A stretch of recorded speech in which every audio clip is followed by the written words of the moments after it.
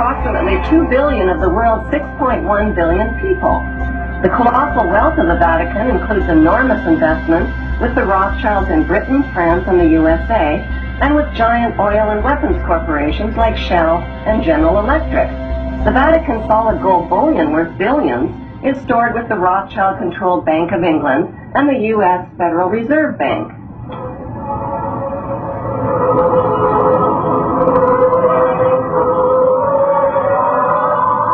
The Catholic Church is the biggest financial power, wealth accumulator, and property owner in existence, possessing more material wealth than any bank, corporation, giant trust, or government anywhere on the globe. The Pope, who is the visible ruler of this colossal global wealth, is one of the richest men on earth. While 2/3 of the world earns less than $2 a day, and 1/5 of the world is underfed or starving to death, the Vatican hoards the world's wealth, profits from it on the stock market, and at the same time preaches about giving. How did the Pope and Vatican accumulate all that wealth over the millennium? One method was to put a price tag on sin. Many bishops and popes actively marketed guilt, sin, and fear for profit by selling indulgences. Worshippers were encouraged to prepay for sins they hadn't yet committed and get pardoned ahead of time. Those who didn't pay up risked eternal damnation in Satan's oven. Pope Leo X rebuilt St. Peter's Basilica, selling tickets out of hell and tickets to heaven. During the Dark Ages, the Catholic Church not only hoarded the wealth they collected from the poor, but hoarded knowledge. They kept the masses ignorant and in the dark by denying them a basic education. More than 60,000 armed Christians were on their way to reclaim Jerusalem from the infidels. Between 1095 and 1291 AD, the Pope launched 7 bloodbaths called the Christian Crusades, torturing, burning, beheading, and mass murdering hundreds of thousands of Muslims and Jews in the name of God. The Pope's brutal soldiers were called Knights Templar, or Knights of the Temple of Solomon, and evolved into today's secretive brotherhood called the Freemasons. Between 1450 and 1700 AD, the Catholic Church followed up their holy terror with the Inquisition. Based on rumors of practicing witchcraft, the Catholic Church hunted down, tortured, and burned alive millions of innocent women at the stake. During World War II, the Vatican was criticized for supporting Hitler and his Nazi regime. To this day, the Vatican is still under investigation for plundering Nazi gold from the Swiss bank account of Jewish Holocaust victims. Over the past 5 decades, more than 1,500 priests and bishops have been identified in the sexual assault of tens of thousands of boys and girls in their trusting congregations and orphanages.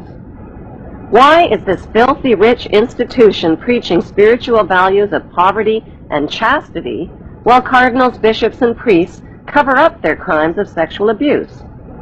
Why has the Church fought and resisted the compensation claims of their sexually, emotionally, and spiritually traumatized victims? Like Vatican City, London's inner city is also a privately owned corporation or city-state, located right smack in the heart of Greater London. It became a sovereign state in 1694 when King William III of Orange privatized and turned the Bank of England over to the bankers. By 1812, Nathan Rothschild crashed the English stock market and scammed control of the Bank of England. Today, the city-state of London is the world's financial power center and the wealthiest square mile on the face of the earth.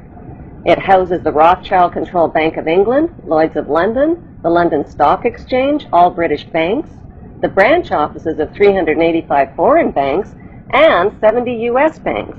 It has its own courts, its own laws, its own flag, and its own police force. It's not part of Greater London or England or the British Commonwealth and pays no taxes. The city-state of London houses Fleet Street's newspaper and publishing monopolies. It is also the headquarters for worldwide English Freemasonry and headquarters for the worldwide money cartel known as the Crown. Contrary to popular belief, the Crown is not the royal family or the British monarch. The Crown is the private corporate city-state of London. It has a council of 12 members who rule the corporation under a mayor called the Lord Mayor. The Lord Mayor and his 12-member council serve as proxies or representatives who sit in for 13 of the world's wealthiest, most powerful banking families. This ring of 13 ruling families includes the Rothschild family,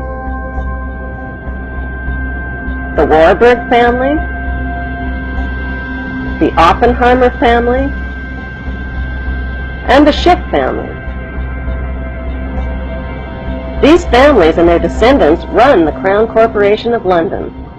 The Crown Corporation holds the title to worldwide Crown land in Crown colonies like Canada, Australia, and New Zealand. The British Parliament and the British Prime Minister serve as a public front for the hidden power of these ruling Crown families. Like the city-state of London and the Vatican, a third city-state was officially created in 1982. That city-state is called the District of Columbia and is located on 10 square miles of land in the heart of Washington. The District of Columbia flies its own flag and has its own independent constitution. Although geographically separate, the city-states of London, the Vatican, and the District of Columbia are one interlocking empire called Empire of the City. The flag of Washington's District of Columbia has 3 red stars, one for each city-state in the 3-city empire.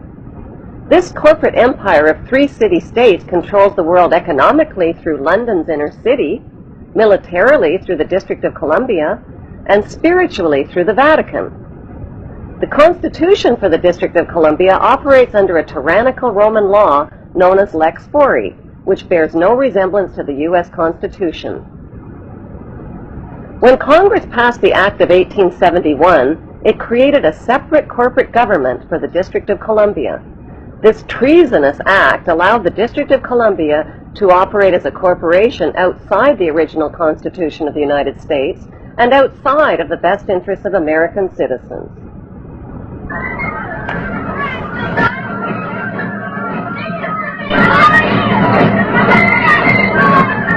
A sobering study of the signed treaties and charters between Britain and the United States exposes a shocking truth. The United States has always been, and still is, a British Crown colony. King James I was famous not for just changing the Bible into the King James Version, but for signing the First Charter of Virginia in 1606. That charter granted America's British forefathers a license to settle and colonize America. The charter also guaranteed that future kings and queens of England would have sovereign authority over all the citizens and colonized land in America stolen from the Indians. After America declared its independence from Great Britain, the Treaty of 1783 was signed.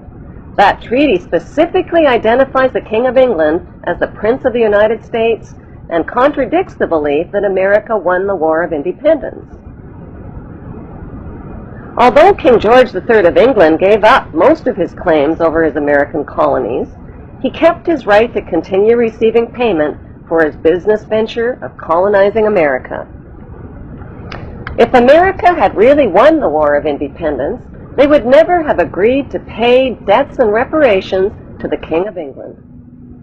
When Congress passed the 13th Amendment to the Constitution, the U.S. President was made subservient to the King of England. The 13th Amendment is called the Title of Nobility Amendment and forbids U.S. presidents and their officials from using royal titles like king or prince or baron. For some mysterious reason, the 13th Amendment, which was ratified in 1810, no longer appears on current copies of the Constitution. America's blood-soaked War of Independence against the British bankrupted America and turned its citizens into permanent debt slaves of the king. In the War of 1812, the British torched and burned to the ground the White House and all U.S. government buildings and destroyed ratification records of the U.S. Constitution. 1 century later, a corrupt U.S. Congress committed the biggest theft in world history. They passed Paul Warburg's Federal Reserve Act in 1913, handing over America's gold and silver reserves and total control of America's economy to the Rothschild banksters. Most Americans still believe that the Fed, or Federal Reserve, is the government. It is not. The Fed is a privately owned banking system whose majority Class A shareholders are the Rothschilds, Warburgs, Kuhn & Loeb, J.P. Morgan, Rockefeller, Israel Seif, and the Lehman Brothers. This private banking cartel is the Fed and is never audited and never pays taxes. They print and design America's money, which displays their symbols of an Egyptian pyramid, a Masonic all-seeing eye, and the words "In God We Trust." Who exactly is the God they trust? They also collect American taxpayers' money through the IRS. Then they loan it back again with interest to pay for roads, bridges, and other public work.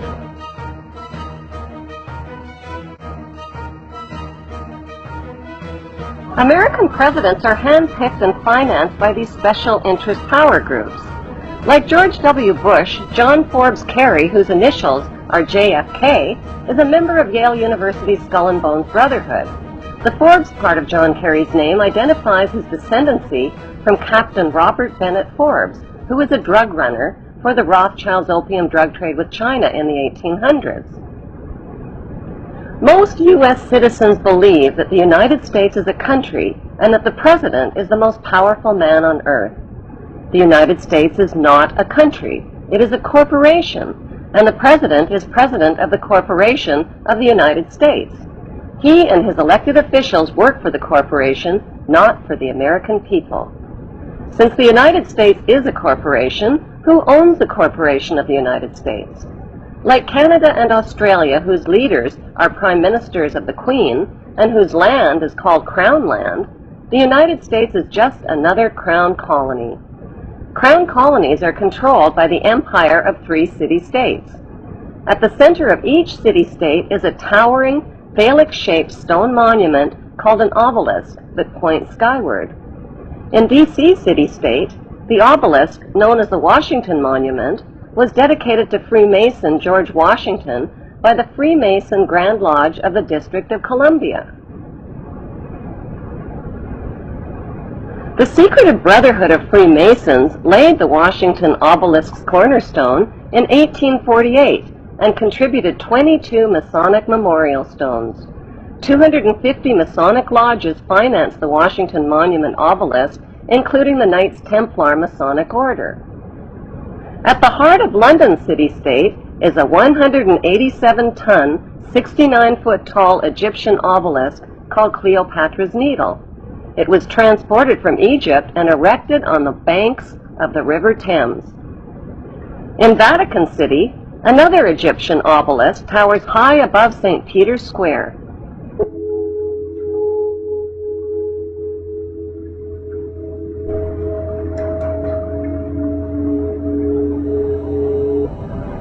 What exactly is an obelisk? Obelisks are phallic-shaped monuments honoring the pagan sun god of ancient Egypt called Amun-Ra. The spirit of this pagan god is said to reside within the obelisk. Obelisks symbolize the phallus and fertility. At the base of the obelisk is a sun-wheel circle symbolizing the vagina. Together, they depict male and female sexual union. Worshippers of Amun believe Amun is the supreme god and creator of all things, and can transform himself into other gods, like Osiris, the god of the underworld, or Seth, the god of evil and chaos. Since vowels were interchangeable in the biblical Hebrew language, Amun can be spelled A-M-E-N, A-M-O-N, O-M-O-N, or A-M-U-N. Today, Amun is one of the most popularly used words in the entire world. It is used in all languages by Christians, Muslims, Hindus, and Jews at the end of prayer. Without realizing it, people all over the world are praising Amun. The Old Testament of the Bible is the holy book of both Christians and Jews. Amun is repeated over and over again throughout the Bible and is hidden within the word Testament. The word Amun literally means the hidden one. Many are fooled into believing that Amun means so be it, or truly. But in Kings 1 verse 36 of the Old Testament, Amun is identified as the Lord God of my Lord. Why in the world would the Vatican, a fortress of Puritan Christian values, erect a monument symbolizing the pagan god Amun and sexual intercourse right in its own front yard?